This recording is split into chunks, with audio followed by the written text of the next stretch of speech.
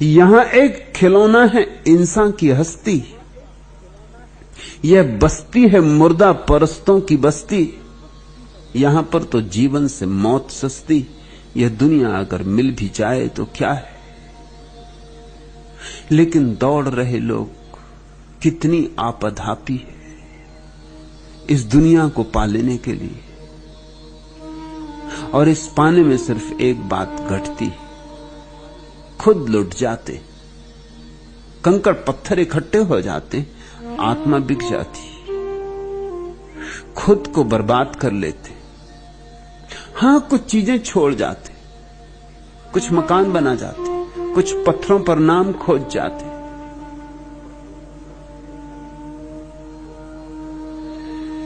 इससे जो सावधान होता है वही व्यक्ति धर्म के जगत में प्रवेश करता है।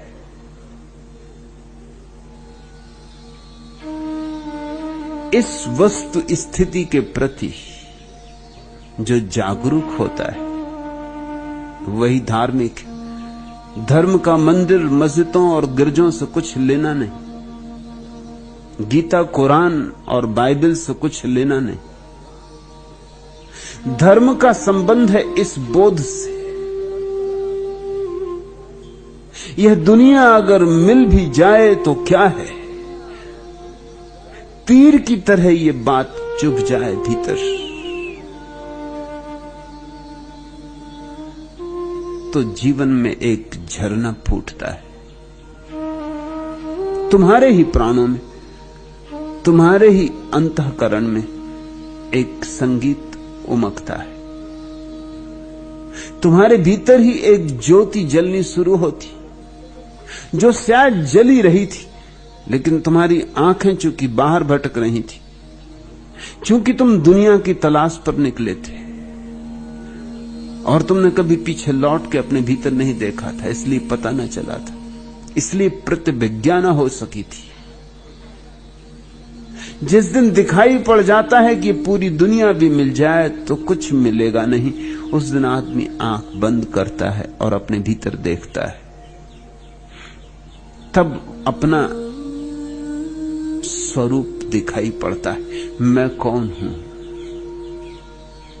और जिसने जान लिया मैं कौन हूं, उसने सब जान लिया। जो भी जानने योग्य है सब जान लिया, जो भी पाने योग्य है सब पा लिया। स्वयं को जानते ही तृप्ति की वर्षा हो जाती, अमृत के मेघ घिर आते, शाश्वत जीवन का द्वार खुल जाता है। बाहर तो जो कुछ है सब क्षण भंगुर है, पानी के बबूले, इंद्रधनुष, क्षितिज की तरह जो कुछ भी सब झूठ है। दिखाई पड़ता है और फिर भी नहीं, देखते नहीं। थोड़ी ही दूर पर आकाश पृथ्वी से मिलता हुआ दिखाई पड़ता है और कहीं मिलता नहीं। दौड़ते रहो, दौड़ते रहो, दौड़ते रहो, दौड़ते दौड़ते गिर जाओगे, दौड़ते दौड़ते कब्र में पड़ जाओगे। झूले से लेके कब्र तक दौड़ते ही रहोगे और क्षितिज कभी आएगा नहीं।